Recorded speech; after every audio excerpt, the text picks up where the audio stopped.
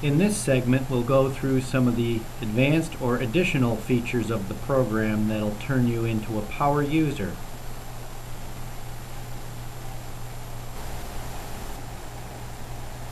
Okay, so let's prepare that final bit of information to send along with our quotation. To do this, we're going to use the information contained on the bill of materials, show you how to create a multiple find request, and build a product summary that will feature the products that are on the bill of material and quotation. So now from my bill of materials, I'm going to build a nice product summary for just the items that are on our bill and on our quotation to include for the customer.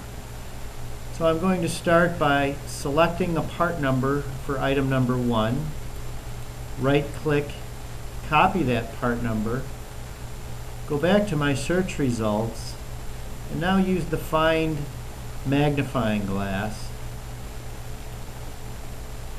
to enter Find mode and paste the part number into the part number box, and I'm going to perform that find, and there is that item.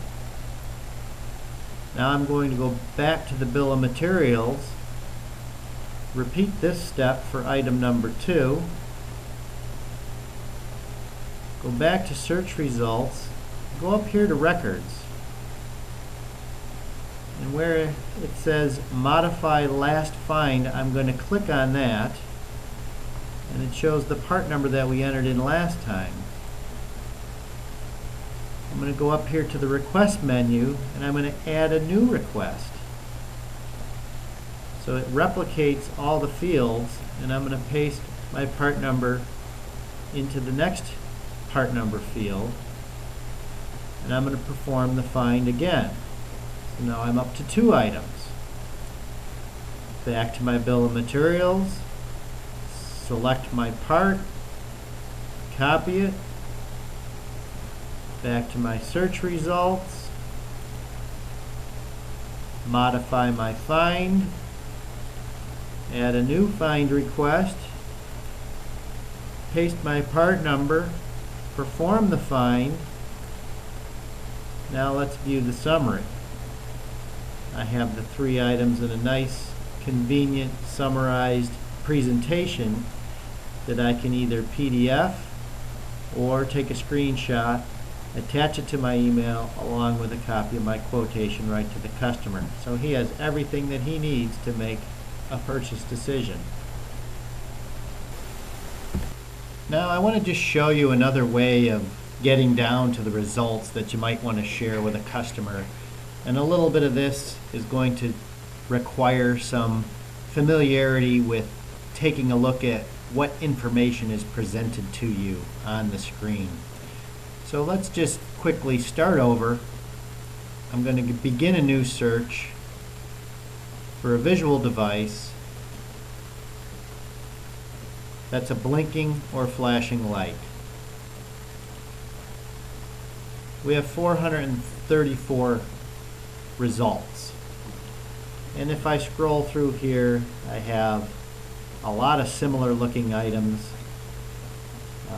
I may stumble upon something that I think is best suited for the customer, and let's say it looks something like this. Well, let's see what we're looking at.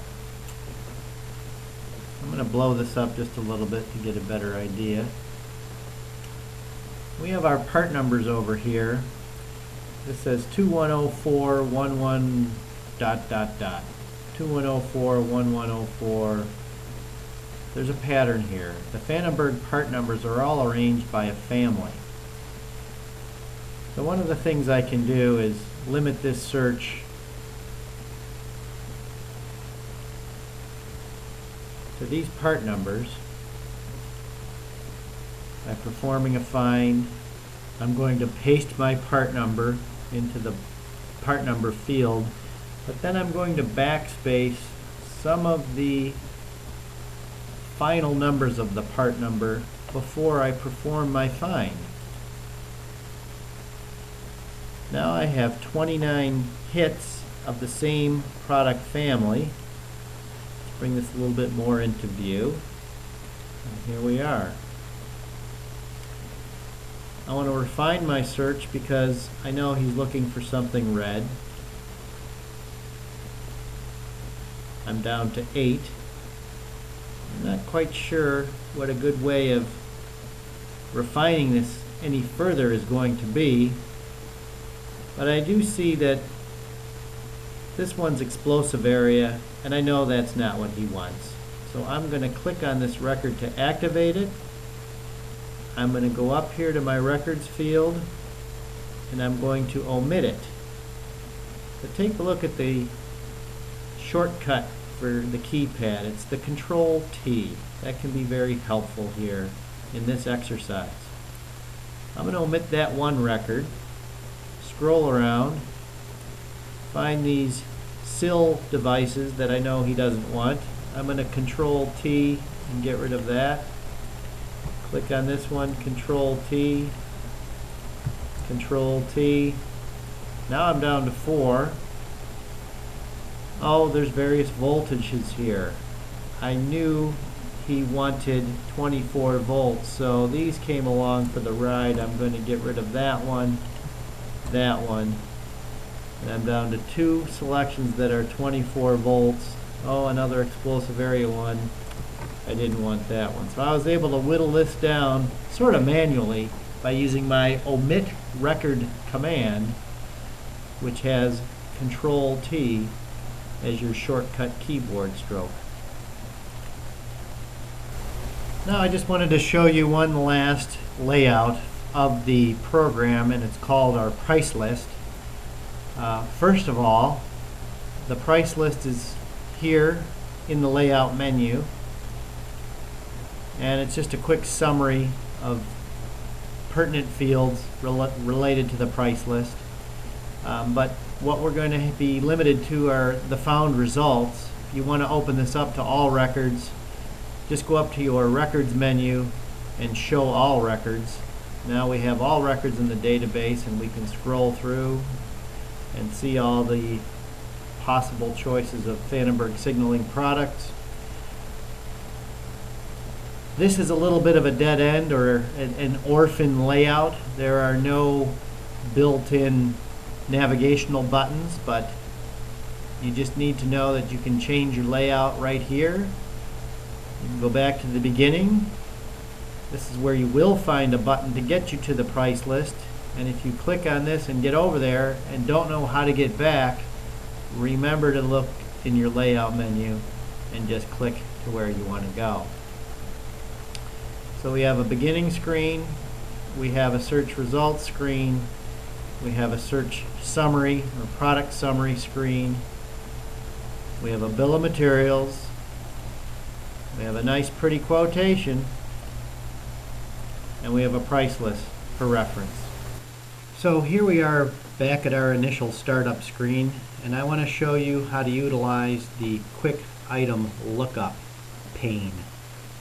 Let's begin by just clicking on the begin button, and say for example that we have a customer that's found one of our model numbers, or maybe he has a model number in his system that is one of ours, and let's say it is the PAB 106.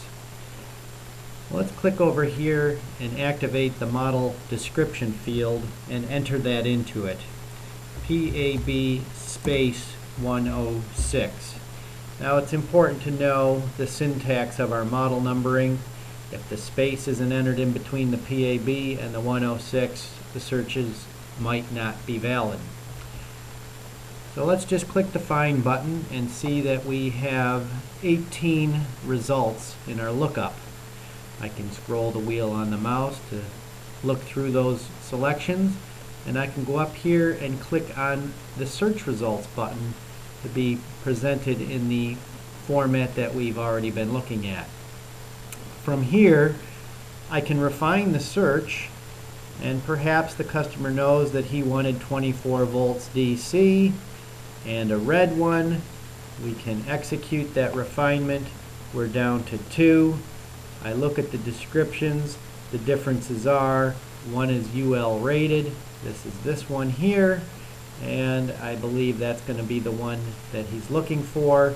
Therefore, I found the part number that is necessary. So now let's say that we know the part number and we're just looking for a price. Using the quick item lookup, we can click on Begin and enter in our part number that was given to us. Let's say it was 230-561-05002. Click the Find button. There's only one part of that unique number. It's $518. We can quickly give the customer the information he needs over the phone.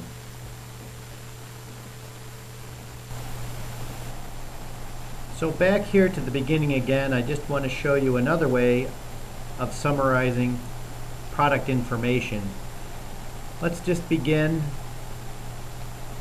Enter in our PAB space 106 model number. Let's find that.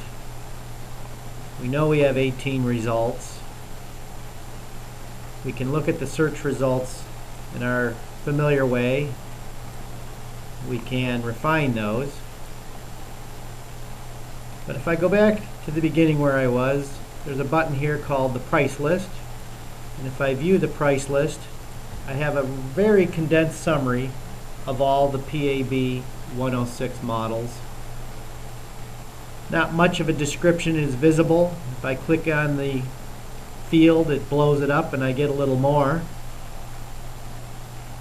I can also go up here to the top of the row in the field description, get the crosshair that allows me to pull it out further so I can see the entire description.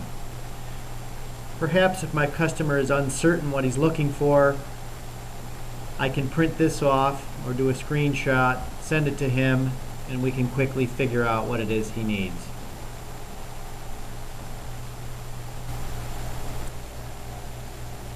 We'd like to thank you for your participation.